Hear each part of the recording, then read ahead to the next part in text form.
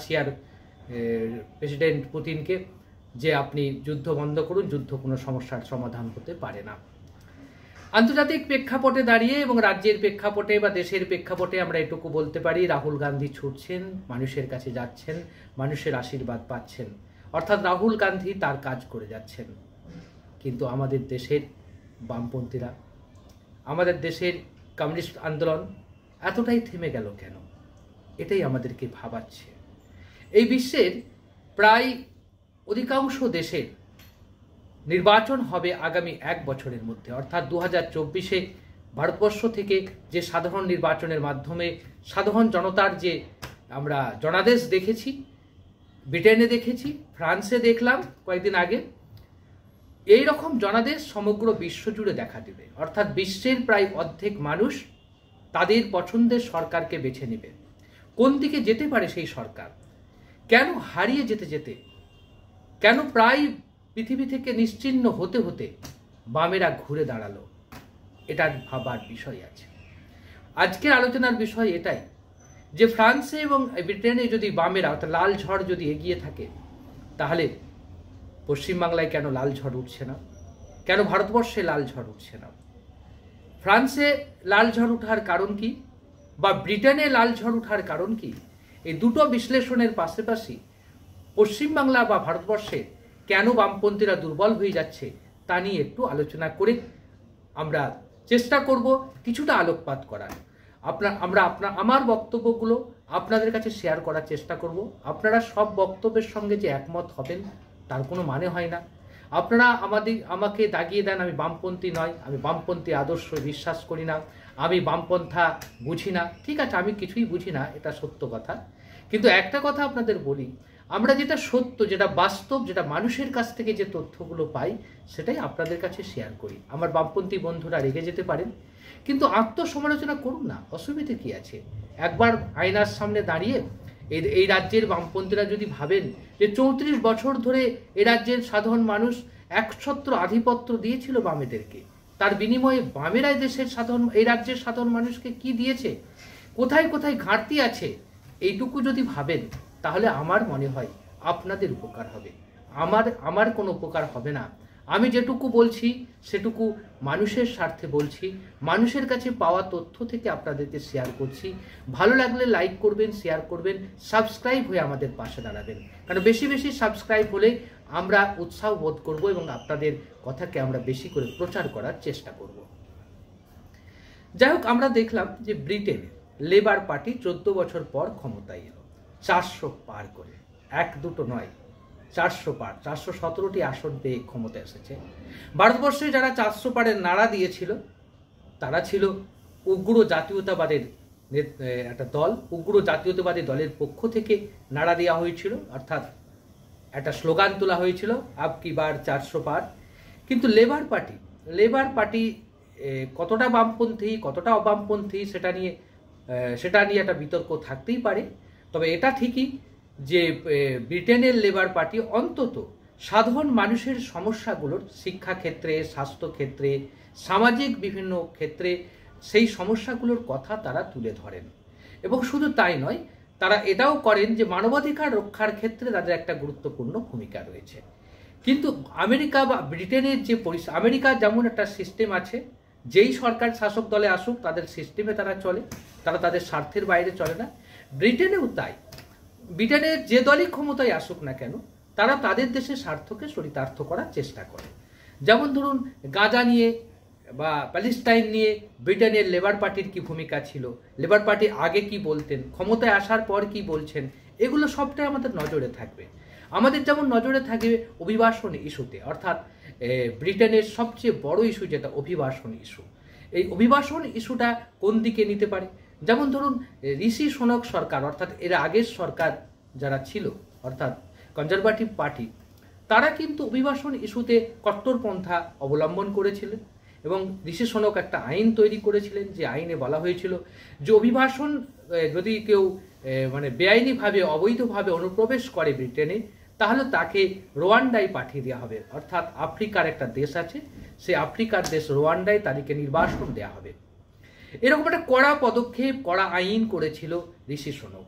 কিন্তু এরা labour party তার নির্বাচনী প্রতিশ্রুতিতে বলেছিল যে আমরা কিন্তু ক্ষমতায় এলে এই রোয়ান্ডা পাঠানোর গল্পে আমরা থাকবো না, এই সমস্যার সমাধানের জন্য আইন তৈরি হবে এবং যে বোর্ডগুলোর মাধ্যমে পারাপার করে অভিবাসন হচ্ছে বা অনুপ্রবেশ হচ্ছে সেটাকে আমরা বন্ধ করার চেষ্টা করব। তারপর অন্যান্য ক্ষেত্রে, বৈদেশিক ক্ষেত্রে এবং বিশেষ করে ভারতের ক্ষেত্রে ভারতের বিষয়ে লেবার পার্টির একটা আলাদা মতামত রয়েছে। তারা নিঃসন্দেহে সেই মতামত কতটা প্রয়োগ করবে কতটা প্রয়োগ করবে না সেটা আগামী দিনে বোঝা যাবে। তবে একটা ব্যাপার পরিষ্কার যে লেবার পার্টি অন্তত খানিকটা হলেও বামপন্থী মানসিকতা, যেমন আমাদের দেশের বিরোধী দলনেতা রাহুল গান্ধী, তিনি যেমন বামপন্থী মানসিকতার একজন নেতা, তিনি চিন্তা করেন সাধারণ মানুষের কথা বলেন, ঠিক একই রকম স্টার মার্ক অর্থাৎ লেবার পার্টির যিনি প্রধানমন্ত্রী হতে যাচ্ছেন বা হবেন বা হয়েছেন তিনি সেইটাই ভাবছেন। তিনি ওই রাহুল গান্ধীর স্টাইলেই বামপন্থী বলা যেতে পারে। অর্থাৎ বামপন্থা খানিকটা হলেও লেবার পার্টির মধ্যে আছে, এটা অস্বীকার করা যাবে না। তারা 400 পার করে যে জিতে এসেছে, তার ফলে তাদের দায় এবং দায়িত্ব অনেকটাই বৃদ্ধি পেয়েছে এবং কোন অঙ্কে তারা ব্রিটেনে এত সাফল্য পেল সেটা একটা বোঝার বিষয় আছে। কারণ ব্রিটেনের অর্থনৈতিক অবস্থা ভেঙেছে, ব্রিটেনের সামাজিক অবস্থা ভেঙেছে, ব্রিটেনের মূল্যবৃদ্ধি চূড়ান্ত আকার ধারণ করেছে, ব্রিটেনের সংকট সর্বদিক থেকে সংকটপূর্ণ হয়েছে। অর্থাৎ সেখানে চাকরিচ্যুত হচ্ছে, সেখানে বেকারত্ব বাড়ছে, সেখানে মানুষের আয় কমছে, সেখানে মানুষের মূল্যবৃদ্ধি এতটাই নাজেহাল, মূল্যবৃদ্ধিতে সাধারণ মানুষ নাজেহাল হয়ে পড়েছে। এই অবস্থায় লেবার পার্টি একটা একটা রিলিফ দেওয়ার একটা প্রস্তাব এনেছিল। সেই রিলিফের প্রস্তাবে মানুষ মতামত দিয়েছে, লেবার পার্টিকে ক্ষমতায় এনেছে। তাই লেবার পার্টিকে আমরা খানিকটা হলেও বামপন্থী ধরতে পারি। অর্থাৎ ব্রিটেনের যে লাল ঝড় তাতে খানিকটা হলেও এই দেশের এবং এই রাজ্যের বামপন্থীরা উৎসাহিত বোধ করতে পারেন। তবে সবচেয়ে অবাক লেগেছে এবং সবচেয়ে বড় সাফল্য পেয়েছে ফ্রান্সের বামপন্থীরা। এটা ভাবা যায়নি বামপন্থীরা এতটা সাফল্য পাবে ফ্রান্সে, এটা হয়তো ফ্রান্সের বর্তমান প্রেসিডেন্ট তিনিও হয়তো ভাবেননি। তিনি যদি ভাবতেন তাহলে হয়তো ভোটে যেতেন না।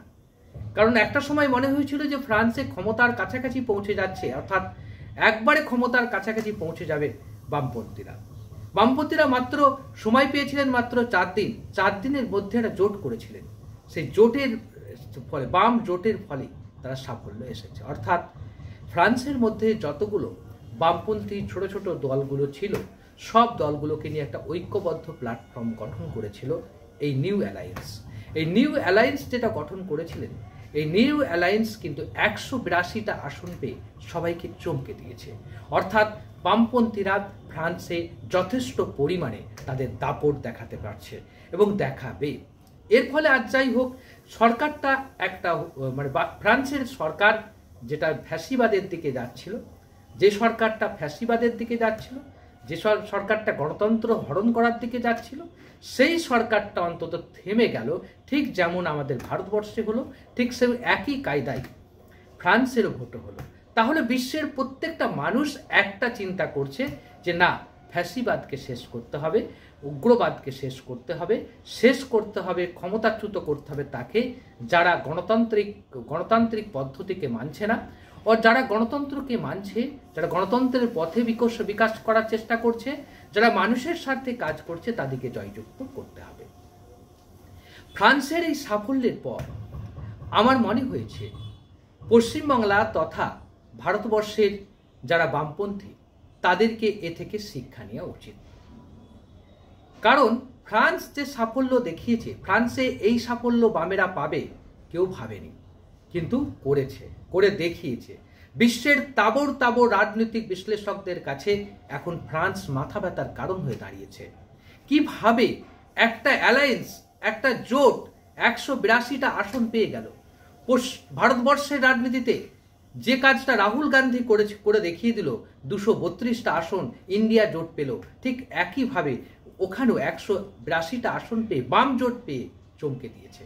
যেখানে বলা হচ্ছিল দক্ষিণপন্থীরা জয়লাভ করবে, দেশের সংবিধান পরিবর্তন হতে পারে, দেশের মধ্যে একটা আলাদা একটা জাতীয়তাবাদ জাগতে পারে, কিন্তু সেই জায়গায় দাঁড়িয়ে আজকে ফ্রান্সের সরকার হয়ে গেল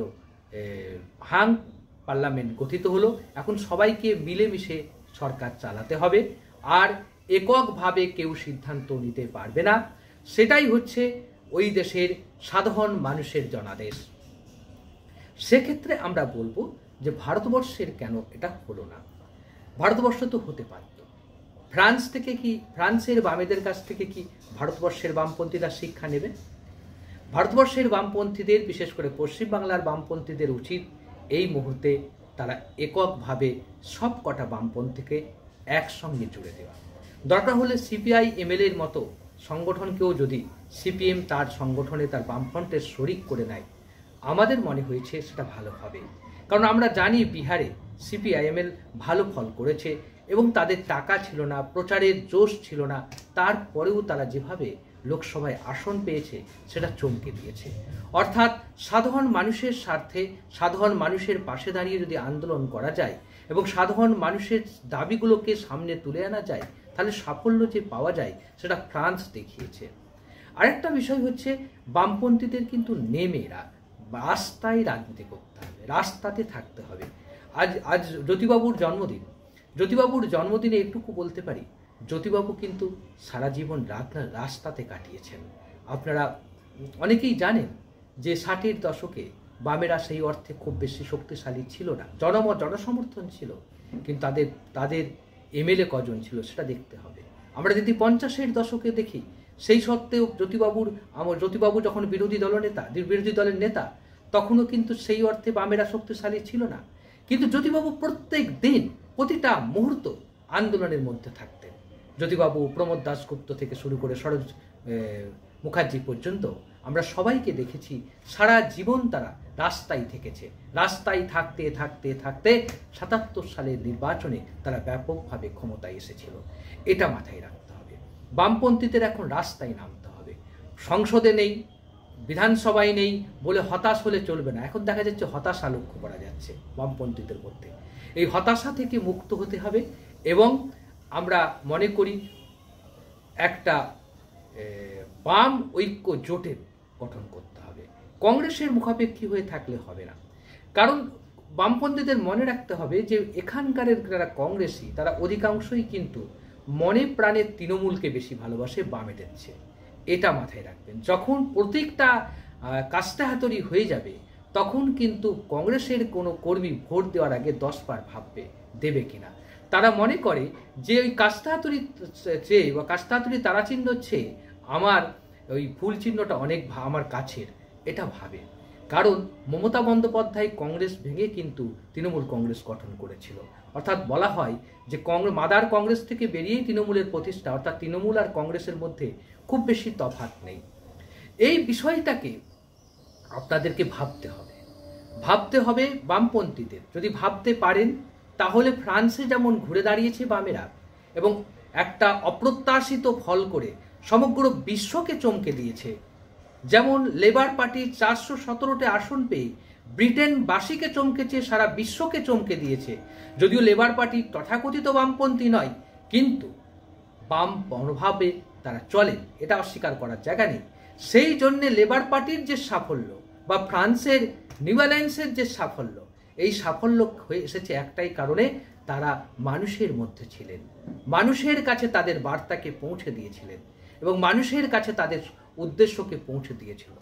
এইটা ভেবেই আমাদের প্রত্যাশা, আমাদের আশা, এই বাংলাতে, এই ভারতবর্ষে এবার হয়তো ফ্রান্সের ঝড় যদি ভারতে বা পশ্চিমবাংলায় এসে পড়ে, তাহলে অবশ্যই ঘুরে দাঁড়াবে এই রাজ্যের বামেরা। আজ এই পর্যন্ত, আবারও দেখা হবে অন্য কোনো বিষয় নিয়ে। যদি আমাদের এই প্রতিবেদন ভালো লাগে তা লাইক করবেন, শেয়ার করবেন, সাবস্ক্রাইব